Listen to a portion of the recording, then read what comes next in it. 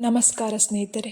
ಭಗವದ್ಗೀತೆ ಅಧ್ಯಾಯ 3 ಕರ್ಮಯೋಗ ಭಾಗ 5ಕ್ಕೆ ಸ್ವಾಗತ. ಕರ್ಮಯೋಗ ಭಾಗ 4ರಲ್ಲಿ 37 ಶ್ಲೋಕಗಳನ್ನು ಮುಗಿಸಿದ್ದೆ. ಈಗ 38ನೇ ಶ್ಲೋಕದಿಂದ ಶುರು ಮಾಡ್ತೀನಿ. ಮನಸ್ಸಿನ ಜ್ಞಾನವನ್ನು ಆಸೆ ಹೇಗೆ ಮುಚ್ಚಿ ಹಾಕುತ್ತದೆ ಗೊತ್ತೇ? ಧೂಮೇನಾವ್ರಿಯತೆ ವಹ್ನಿರ್ಯಥಾ ದರ್ಶೋ ಮಲೇನ ಚ ಯಥೋಲ್ಬೇನಾವೃತೋ ಗರ್ಭಸ್ತಥಾ ತೇನೇದಮಾವೃತಂ. ಅಂದರೆ ಹೇಗೆ ಬೆಂಕಿಯನ್ನು ಹೊಗೆ ಮುಚ್ಚುತ್ತದೆ, ಧೂಳು ಕನ್ನಡಿಯ ಪ್ರತಿಬಿಂಬವನ್ನು ಮುಚ್ಚುತ್ತದೆ ಮತ್ತು ಗರ್ಭವು ಹೊರಗಿನ ದೃಷ್ಟಿಗೆ ಆವರಿಸಲ್ಪಟ್ಟಿರುತ್ತದೆ, ಹಾಗೆಯೇ ಆಸೆ ಮತ್ತು ಕಾಮವು ನಮ್ಮ ಜ್ಞಾನವನ್ನು ಆವರಿಸುತ್ತದೆ. ಎಷ್ಟೇ ಜ್ಞಾನವಿದ್ದರೂ ಮನುಷ್ಯನನ್ನು ಮತ್ತೆ ಮತ್ತೆ ತಪ್ಪು ದಾರಿಗೆಳೆಯುವುದು ಯಾವ ಶಕ್ತಿ ಗೊತ್ತಾ? ಆವೃತಂ ಜ್ಞಾನಮೇತೇನ ಜ್ಞಾನೀನೋ ನಿತ್ಯ ವೈರಿಣ ಕಾಮರೂಪೇಣ ಕೌಂತೆಯ ದುಷ್ಭು ರೇಣ ನಲೇನ ಚ. ಎಂದಿಗೂ ತೃಪ್ತಿಯಾಗದ ಬೆಂಕಿಯಂತೆ ಇರುವ ಕಾಮನೆ ಜ್ಞಾನಿಗಳ ಜ್ಞಾನವನ್ನು ಆವರಿಸುತ್ತದೆ. ಆದ್ದರಿಂದ ಅತಿಯಾದ ಆಸೆಯೇ ಮನುಷ್ಯನ ಜ್ಞಾನಕ್ಕೆ ಶತ್ರುವಾಗುತ್ತದೆ. ಮತ್ತು ಸ್ನೇಹಿತರೆ, ಭಗವದ್ಗೀತೆನ ನೀವು ಓದಲೇಬೇಕು. ತುಂಬ ವಿಚಾರಗಳಿದ್ದಾವೆ ತಿಳ್ಕೊಳ್ಳೋಕ್ಕೆ. ಮುಂದಿನ ಶ್ಲೋಕಕ್ಕೆ ಹೋಗೋಣ. ಆಸೆ ನಮ್ಮೊಳಗೆ ಯಾವ ಸ್ಥಳಗಳಿಂದ ಪ್ರವೇಶಿಸಿ ನಮ್ಮನ್ನು ಮೋಹಗೊಳಿಸುತ್ತದೆ ಗೊತ್ತಾ?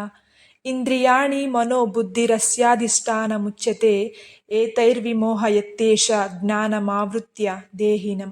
ಅಂದರೆ ಇಂದ್ರಿಯಗಳು, ಮನಸ್ಸು ಮತ್ತು ಬುದ್ಧಿ ಇವುಗಳ ಮೂಲಕ ಆಸೆ ಮನುಷ್ಯನ ಜ್ಞಾನವನ್ನು ಆವರಿಸಿ ಅವನನ್ನು ಮೋಹಗೊಳಿಸುತ್ತದೆ.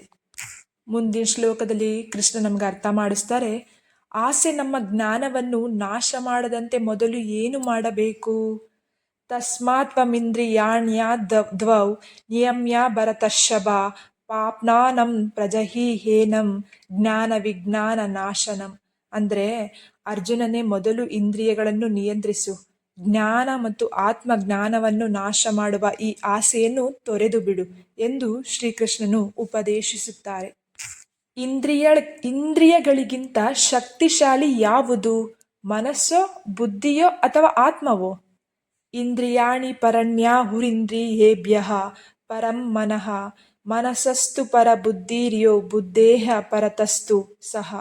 ಅಂದರೆ ಇಂದ್ರಿಯಗಳಿಗಿಂತ ಮನಸ್ಸು ಶ್ರೇಷ್ಠ, ಮನಸ್ಸಿಗಿಂತ ಬುದ್ಧಿ ಶ್ರೇಷ್ಠ, ಬುದ್ಧಿಗಿಂತಲೂ ಶ್ರೇಷ್ಠವಾದುದು ಆತ್ಮ.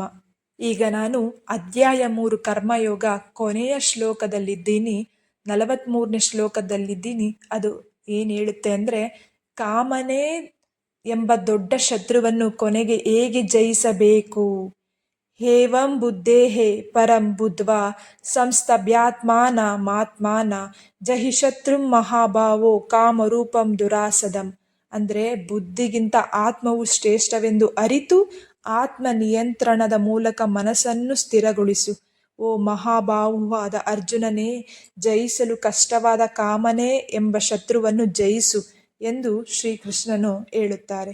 ಸ್ನೇಹಿತರೆ, ಶ್ರೀಕೃಷ್ಣ ಮತ್ತು ಅರ್ಜುನರ ಸಂವಾದವಾದ ಶ್ರೀಮದ್ಭಗವದ್ಗೀತೆಯಲ್ಲಿ ಕರ್ಮಯೋಗ ಎಂಬ 3ನೇ ಅಧ್ಯಾಯ ಮುಕ್ತಾಯವಾಯಿತು. ಮುಂದೆ ಬರುವುದು ಅಧ್ಯಾಯ 4 ಜ್ಞಾನ ಕರ್ಮ ಸನ್ಯಾಸ ಯೋಗ ಅಂತ.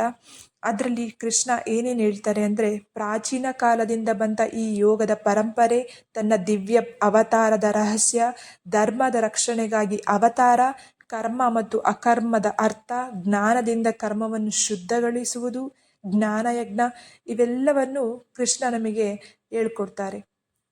ಆದ್ದರಿಂದ ದಯಮಾಡಿ ತಪ್ಪದೆ ನನ್ನ ವಿಡಿಯೋಗಳನ್ನು ನೋಡಿ ಸಬ್ಸ್ಕ್ರೈಬ್ ಮಾಡಿ, ಫಾಲೋ ಮಾಡಿ. ಮುಖ್ಯವಾಗಿ ಈ ಜ್ಞಾನ ಕರ್ಮ ಸನ್ಯಾಸ ಯೋಗದಲ್ಲಿ 4.7 4.8 ಶ್ಲೋಕ ಬರುತ್ತೆ. ಅದು ತುಂಬ ಮುಖ್ಯವಾದದ್ದು. ಅದು ಯದಾ ಯದಾ ಹಿ ಧರ್ಮಸ್ಯ ಎಂದು ಪ್ರಾರಂಭವಾಗುತ್ತದೆ. ಧನ್ಯವಾದಗಳು.